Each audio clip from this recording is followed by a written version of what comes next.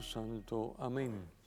Dios Todopoderoso y Eterno, que con amor generoso desbordas los méritos y deseos de los que te suplican, derrama sobre nosotros tu misericordia, para que libres nuestra conciencia de toda inquietud y nos concedas aún aquello que no nos atrevemos a pedir. Por nuestro Señor Jesucristo, tu Hijo, que vive y reina contigo en la unidad del Espíritu Santo y es Dios por los siglos de los siglos. Amén. Amén. Bienvenidos a Saboreando la Palabra.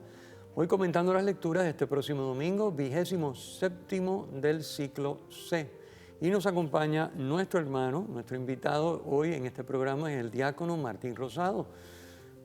Reverendo, bienvenido a Saboreando. Saludos a todos los hermanos y hermanas que nos están viendo a través de Teleoro. Muy bien. Pues vamos de lleno a entrar en las lecturas, que el tema es muy importante, es un tema vital. ¿Cuál es el tema de hoy? La fe. La fe. La fe, vamos a hablar de la fe desde la primera lectura hasta el Evangelio. Todo tiene que ver con la fe. Así que la primera lectura, ¿de dónde está tomada? Pues del libro del profeta Habacuc, un profeta que no es muy conocido, pero profeta Habacuc, que ejerce su ministerio entre los años 625 al 612 a.C. También es poco, ¿verdad? Obviamente no es un Isaías, no es un Jeremías, pero hoy nos presenta en la lectura un texto donde realmente lo que sobresale es una línea, que es la que tiene que ver con la fe. Obviamente podríamos dar toda una serie de explicaciones y bueno, sabemos que el profeta se cuestiona cómo es que Dios, la pregunta de todos los tiempos, que nos la seguimos haciendo hoy, mucha gente que no sabe, que no tiene fe.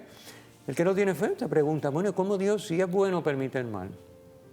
¿Cómo Dios permite la enfermedad? ¿Cómo Dios permite las catástrofes? ¿Cómo Dios permite asesinatos, robos, violaciones, etcétera? Pues sí, Dios es bueno, ¿cómo lo permite?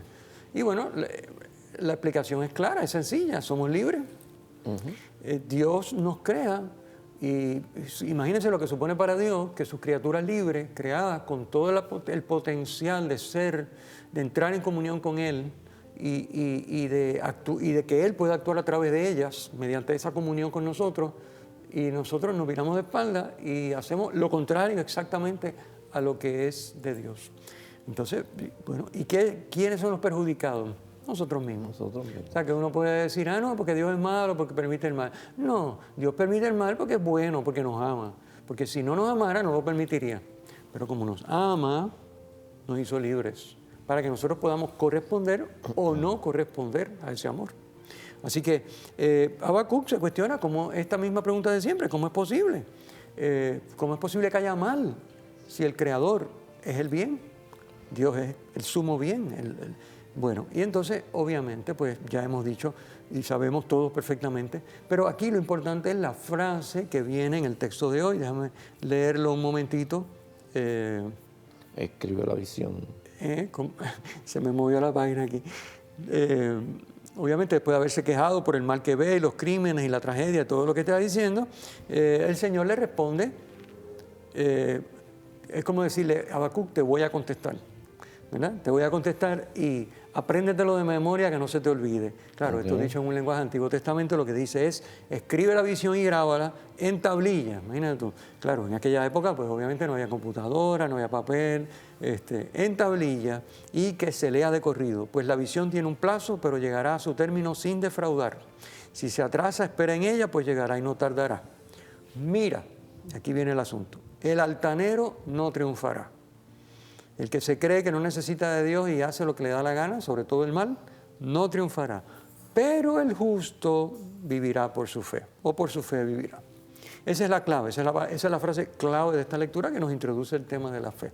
Fíjense, el justo, en lenguaje de judío, para el judío, el justo es el que vive la justicia, pero no necesariamente con relación al otro, también con relación al hermano, pero sobre todo con relación a Dios. Así que la justicia, ¿en qué consiste? Darle a cada uno lo que le corresponde. Ese es vivir la justicia. Entonces, darle a Dios lo que le corresponde, ese es el justo. esa es la mentalidad semita, ese es el justo, el que le da a Dios lo que le corresponde. ¿Y qué le corresponde a Dios? Pues que hagamos su voluntad, que lo amemos sobre todas las cosas y al prójimo como a nosotros. Sí, y en ese punto, Padre, Dios es tan misericordioso y tan poderoso que nos da a nosotros esa libertad, que con la libertad de nosotros no se mete, sino porque nosotros somos los que tenemos que buscarlo a Él, acogerlo a Él y reconocerlo a Él, que Él es el Todopoderoso. Y por eso es que nos da esa libertad, porque si no... Nos da la libertad para que nosotros seamos capaces de amar. Sí, porque si no hay libertad, no hay amor. Y de reconocerlo a Él, que Él lo es todo. Correcto. Que nos hizo a su imagen y semejanza, y nosotros decimos, muchas veces lo rechazamos por el pecado, por nuestra maldad. Así es. Pero así es. Él nos sigue amando, que es el problema. Sí, bueno, no, el problema no, esa es la suerte. Digo, la suerte, ¿no? Sí, no, pero el sí, problema para aquellos que lo rechazan. Para los que ven el mal, que ocasiona correcto. que Él nos siga amando a pesar de nuestra maldad Correcto. y de nuestra malicia, ambas cosas, obviamente. Pero bueno, la clave es esta: el justo vivirá por la fe, es decir, aquel que el justo, entonces, si es el que le da a Dios lo que le corresponde, es decir, el que cumple la voluntad de Dios, ese es el justo, sería para nosotros el santo. Así que el santo vivirá por la fe. ¿Qué quiere decir eso? Vivirá, obviamente no se refiere a esta vida mortal, porque todos vamos a morir. Así que no es que si uno hace la voluntad de Dios no se va a morir. Claro que no. Si alguien la hizo y se murió fue Jesucristo, el Hijo de Dios hecho hombre. O sea que no, nos vamos a morir. Pero no se refiere a eso, se refiere a vivirá, quiere decir a tener verdadera vida. ¿Cuál es la verdadera vida? La vida eterna, la vida divina.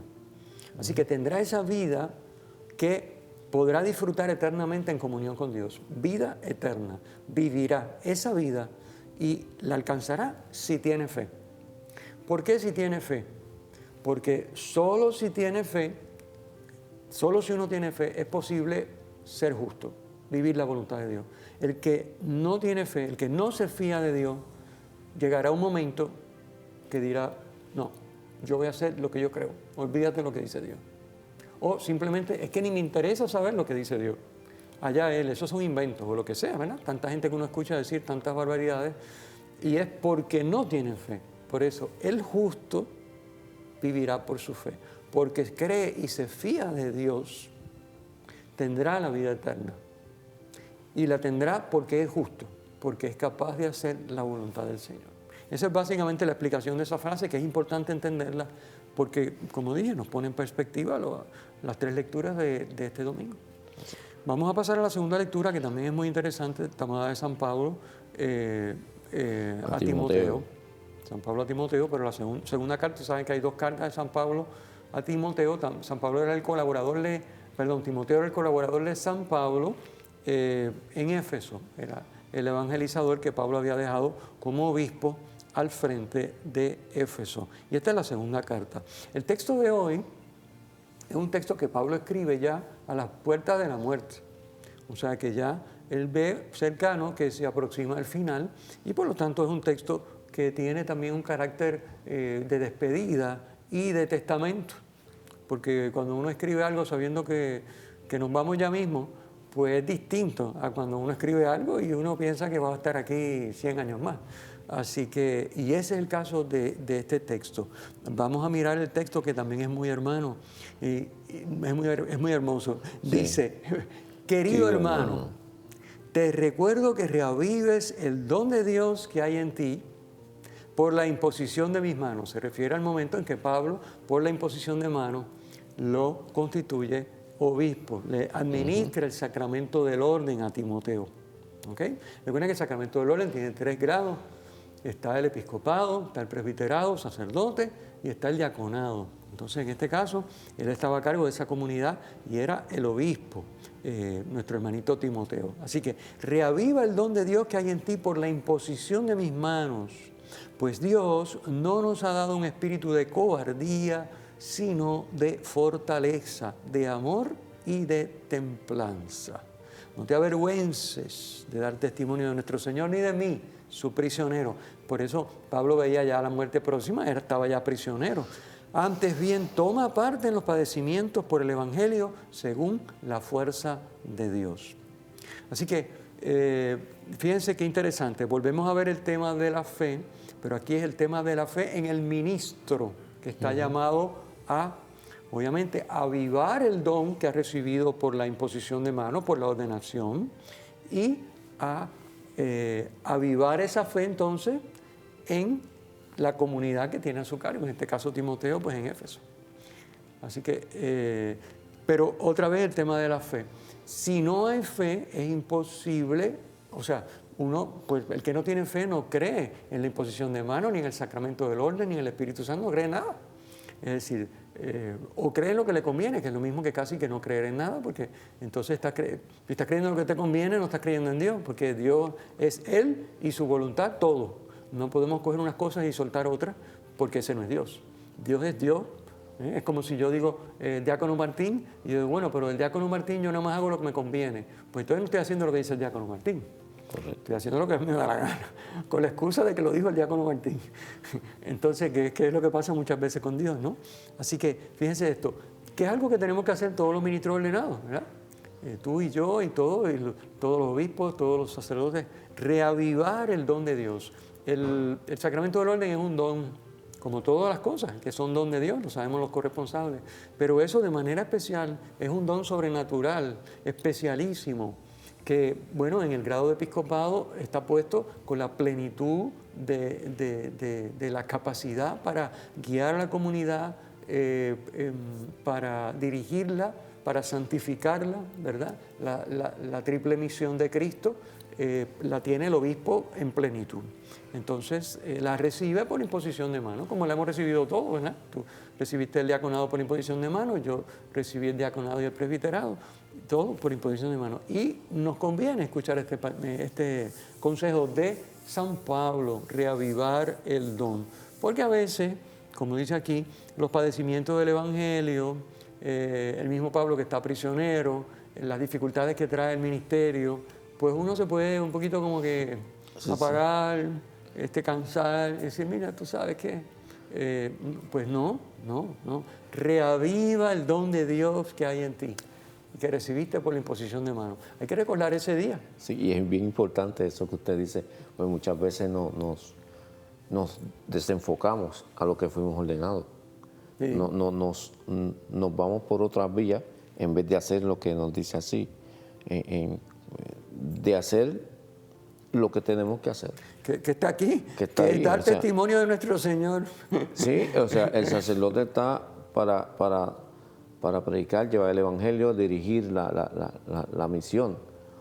Muchas veces, pues, hacer presente, nos vamos por el otro lado y no hacemos, dice. Porque, de nuevo, porque si no reavivamos el don, corremos el riesgo de buscar compensaciones. Correcto. Y cuando uno busca compensaciones, uno no está haciendo la voluntad de Dios, uno está haciendo lo que a uno le gusta.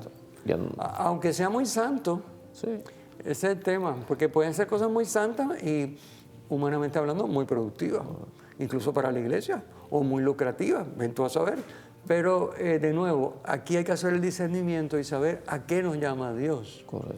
Nos llama, como dice Pablo, a dar testimonio de nuestro Señor. No necesariamente hacer cosas útiles ni lucrativas, ni que nos gusten. A veces lo que el Señor nos pide no nos gusta, pero es lo que nos pide. Eso es cierto, o sea, nosotros los diáconos nos pide el servicio. Y muchas veces tenemos que, oye, el servicio con los enfermos, el servicio con nuestro servicio no solamente en el altar. Yo siempre he dicho que el servicio del diácono es fuera del presbiterado, como lo dice. Presbiterado es el presbiterio es del presbítero, no es del diácono. El diácono es en la calle, en ese servicio con los más pobres, con las viudas, en diferentes otras visiones donde el sacerdote por su tiempo no puede llegar. Y ahí es que vamos nosotros. Así es una prolongación del servicio eclesial que el sacerdote no puede brindar, porque no hay tantos tampoco. Entonces, el diácono viene a cubrir eso con sus sacramentos. Correcto. Es decir, esto es bien importante, esto que estamos hablando. Obviamente, alguno dirá, bueno, pero yo no soy sacerdote, yo no soy diácono. A lo mejor usted conoce un sacerdote, un diácono, estoy seguro que sí. Bueno, pues esto aplica a ese sacerdote, a ese diácono, a ese obispo que usted conoce. Y rece por él y quizás llegue el momento en que usted ve que el sacerdote no está haciendo esto que dice Pablo, hágale la recomendación, hágale la recomendación. Por supuesto, para esto hay que poner hombro con hombro y estar disponible en la parroquia y en el ambiente en donde se desenvuelve el ministerio del orden. Es decir, usted no puede pretender visitar la parroquia una vez al año y sentarse con el obispo, con el sacerdote, con el párroco y darle consejos, porque es imposible, ¿no? Así que, pero si usted es persona que está ahí activa y que está echando para adelante y que está apoyando a su sacerdote, a su obispo, a su diácono, pues obviamente tiene su oído. Y usted puede darse cuenta de si él necesita que usted le dé este consejo de Pablo. Correcto. Oye, reaviva el don, porque te veo apagadito, Sí. en fin, no sé qué, estás medio triste, te veo que estás comprando, qué sé yo, un carro nuevo todos los años. ¿Qué es lo que pasa? Eso como que ¿Te das no va. cuenta? Uno dice, espérate, vamos, hay que hablar con este hombre, porque este hombre no está. Bueno, pues esa es la segunda lectura. Otra vez, el tema de la fe. La fe es la que hace posible esto. La fe del ministro. Porque también el ministro puede debilitar su fe. Es lo que estamos hablando. Y por eso Pablo le dice a nuestro amigo Timoteo, oye, fortalécela. Porque es un don de Dios y te ha tocado cuidar el depósito de la fe que Dios te ha encomendado mediante la imposición de mis manos. Bien, pasemos al Evangelio. El Evangelio está tomado de San Lucas, capítulo 17. Y el tema es la fe. Entonces empieza así el Evangelio. En aquel tiempo los apóstoles le dijeron al Señor, aumentanos la fe. Y el Señor le dijo, el Señor en vez de decirle, ¿verdad? Uno hubiera esperado que le diga, bueno, para aumentar la fe, mira, esta es la receta. Correcto. No, siempre el Señor nos reta a más. Fíjate que la respuesta es un reto a más. Ok, aumentanos la fe porque estamos flojos, la cosa, tú sabes. Y Él les dice, mira, si tuvieran fe como un granito de mostaza, le dirían a esa morera, arráncate de raíz, plántate en el mar y os obedecería. Obviamente Jesús está diciendo, son maneras de hablar también del entorno, pero que son maneras útiles, porque esto, ¿quién no se acuerda de esta frase de Jesús? Que además está la cancioncita famosa, pero aunque no estuviera la cancioncita famosa, que cantan y cantan y cantan, ¿verdad? Si tuviera fe, pero aparte de la cancioncita, ¿quién no se acuerda de esta? Porque es una cosa tan chocante. O sea, que si tuviera fe, le diría, lo que está diciendo es, si tú tuvieras fe, serías capaz de lo imposible. Porque el que tiene fe participa del poder de Dios y para Dios nada es imposible. Eso es lo que le está diciendo. Entonces, ¿qué es lo que tú necesitas? ¿Qué fe tú necesitas? Pues tú necesitas una fe que te haga capaz de fiarte a tal punto de Dios que su poder esté en ti. Correcto. Para hacer no lo que tú quieres. Pues yo lo que quiero es que la morera se levante y se vaya al mar. No, es que no. Lo importante aquí no es lo que tú quieres, es qué es lo que Dios quiere. Porque ahí tienes su omnipotencia detrás, si tú te dejas. Porque esa omnipotencia está para hacer su voluntad. Va a estar en ti si tú te abres por la fe. Y a eso es a lo que se refiere. Así que si yo por la fe me abro, tengo el poder de Dios para llevar a cabo su voluntad. No es lo que a mí se me ocurra, ni lo que a mí me gusta, como decíamos comentando la segunda lectura, sino la voluntad de Dios. Esto es bien, bien importante. Y para eso, Padre, hay que tener, como digo, fe, pero también confianza en el Señor. Sí. Porque, como usted dice, yo quiero tal cosa, pero es que no te conviene eso. Y saber el por qué y el para qué. Y saber para qué le pedimos a Dios las cosas. Que es para nuestra salvación, no es para nuestra conveniencia. Porque a veces no nos convienen las cosas, pero a través de eso que no nos conviene, busca y nos encontramos con el Señor. A nadie le gusta la enfermedad, a nadie le gusta estar enfermo, pero a través de la enfermedad nos encontramos con Dios, nos encontramos con la cruz de Él, nos encontramos y somos semejantes a Él en la cruz. Y es que hay que amarla así, pero que hay muchos que no. Dice que lo que hacen es maldecirla. Porque eso no es fe, porque no tienen fe. Porque no tienen la fe. No fe, sí. Pero Dios nos da y nos alimenta con eso. Como decía un santito, decía, es mejor pasar el purgatorio aquí que pasarlo allá. Por supuesto, sí. Definitivamente. Pero fíjense entonces, alguien puede decir, bueno, a ver, háblenos un poquito de la fe, porque ya que Jesús no contesta la pregunta directamente, mire, ¿qué podemos hacer? A ver, ¿qué es la fe y qué podemos hacer para acrecentarla?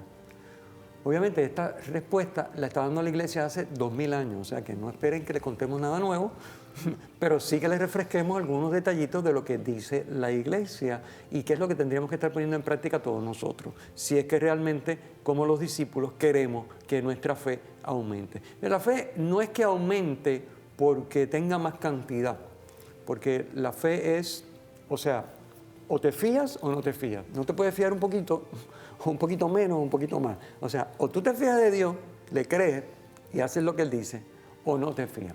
Pero ¿de qué manera, en qué sentido la fe aumenta? Bueno, pues la fe se profundiza, en ese sentido aumenta, y se amplía, es decir, se aplica a todo. O sea, porque yo puedo, sí, fiarme de Dios y hacer su voluntad, pero hay cosas que yo he excluido de esa fe. No es que no tenga fe, es que hay cosas que yo he excluido. Entonces necesito que la fe lo abarque todo en mi vida. Y necesito que la fe sea más profunda de lo que es en mi vida. Porque sí, me fío de Dios y estoy dispuesto a hacer grandes cosas por Él y a lo mejor grandes sacrificios, pero a lo mejor hay cosas que no estoy dispuesto a hacer. Que llegado el momento me echo para atrás. Porque no tiene suficiente raíz esa fe. ¿Ves? Así que en ese sentido es que la fe aumenta. No es que aumente porque tengo 2 onzas más de fe y por lo tanto ahora le creo más o le creo menos. O sea, o le creo o no le creo, pero es aplicarse a todo y una profundidad que pueda llegar a comprometer mi vida en absoluto. O sea, como los mártires que son capaces de dar la vida. Bien, eso en términos de la fe. La fe, como ponemos en el comentario, que lo pueden descargar cuando vayan al programa y vean el enlace, la fe no es una opinión, como hay gente que dice, sí, yo creo en Dios. Pues sí, yo opino que Dios existe. Eso yo creo en Dios quiere decir yo opino que Dios existe, pero hago lo que me da la gana. Pues eso no es fe, ya lo hemos dicho. ¿Okay? La fe tampoco es una superstición, que a veces vivimos la fe de manera supersticiosa. O sea, yo le voy a hacer esto para que Dios me haga aquello. Porque entonces como yo le prometí, sí. O peor aún ahora estamos decretando. O sea, yo decreto que tú estás sano. Sí. ¿Y quién soy yo para decretar que tú estés sano? O sea, yo le suplico al Señor que te sane. Yo ofrezco mi vida para que el Señor te sane, pero yo decreto. O sea, yo le digo a Dios lo que tiene que hacer. Mire, ¿sabe la última vez que pasó eso fue en casa de Marta y María y Lázaro? ¿Te acuerdas de la escena? Sí. Que María le dijo, mira Jesús, dile a María que me ayude y se deje de bobería y de estar ahí sentado escuchándote a ti. ¿Y qué le dijo Jesús? Ay, Marta, Marta, si tú supieras, esta cogió la mejor parte, tú estás despistadita. Así sí. Que lo digo porque escuchamos ahora muchos decretos y muchas cosas de esas, que eso no tiene nada que ver con la fe. Declaran la sanidad. Sí, yo declaro, yo decreto, no, por favor. Sí, no. O sea, ¿quién es capaz de darle órdenes a Dios? Vamos, un poquito más de sensatez. Bueno, ok, Dios está a otro nivel completamente diferente de nosotros. O sea, esto yo no me puedo poner por encima de Él y decirle lo que tiene que hacer, ni al mismo nivel de Él y decirle, bueno, yo te voy a dar esto para que tú me des aquello. Pero ¿quién soy yo? Es decir, a ver, si Él es omnisciente, Él es omnipotente, ¿cómo yo me voy a poner en el mismo nivel? O sea, ¿cómo mi pobre mente y capacidad va a dialogar y va a argumentar? Sí. Y eso se cae que no puede ser. Y la fe es un don de Dios. Y Dios la da a quien se la pide. Claro, y al quien la acepta se abre para recogerla. Correcto. Sí. Bueno, a ver, entonces, ¿y cómo aumentamos la fe? ¿Qué es lo primero que tenemos que hacer si queremos realmente, primero tener fe y luego aumentarla en el sentido que ya expliqué? Orar. O sea, la persona que no ora, o hay gente que dice, sí, yo oro, yo rezo un Padre Nuestro y me voy a la cama. Pues eso no es orar, ¿no?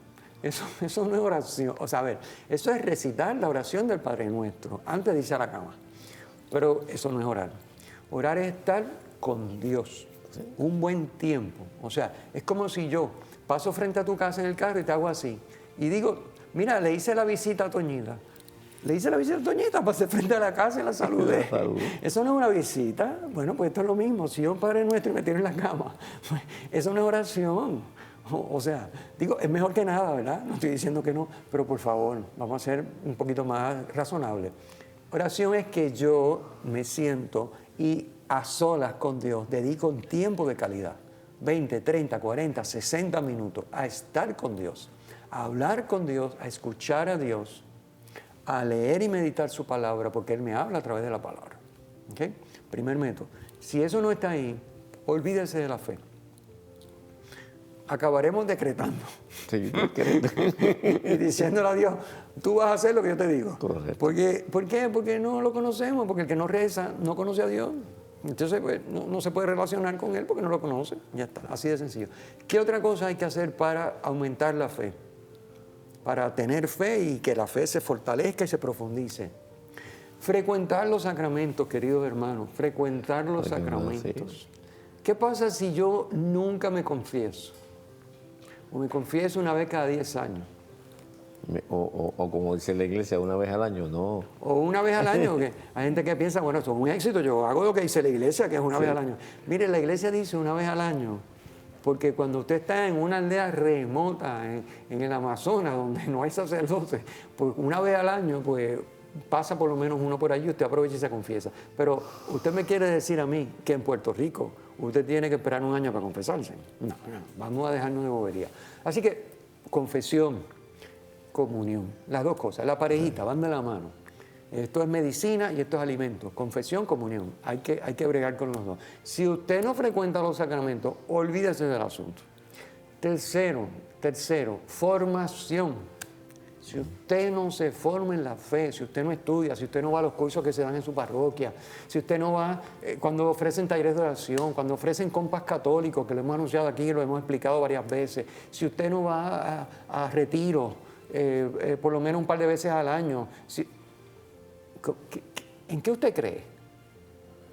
¿En quién usted cree? Sí. En nadie. En los pajaritos. No cree en nadie, no cree en nadie porque no conoce a nadie. No cree en nadie porque no conoce a nadie. Bueno, ya le hemos dado unos cuantos sobre la fe que yo creo y espero que les sean útiles, les pongan en práctica. Si quieren, ya saben, nos escriben. Miren, vayan al sitio web de la parroquia Cristo Redentor, pacrired.org. Allí van a encontrar en ese sitio web, como siempre les decimos, pero bueno recordarlo por si acaso hay alguna persona que nos está sintonizando por primera vez, allí usted va a encontrar el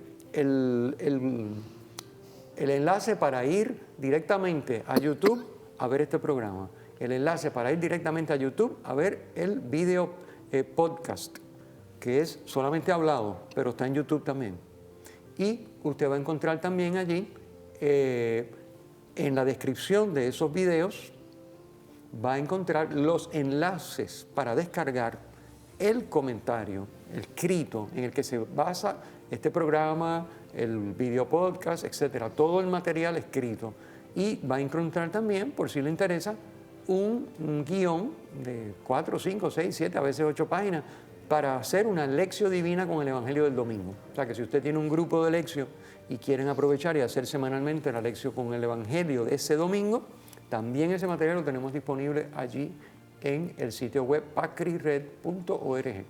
Me pueden escribir a mí también a la dirección electrónica pangelsiapia@rqsj.org.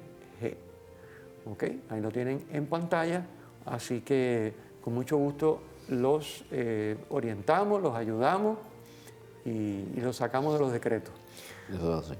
Querido Martín, gracias por participar con nosotros aquí. Se nos acaba el tiempo. Eres bienvenido. Te esperamos en una próxima ocasión con el favor de Dios. Y nada, se nos terminó nuestro tiempo.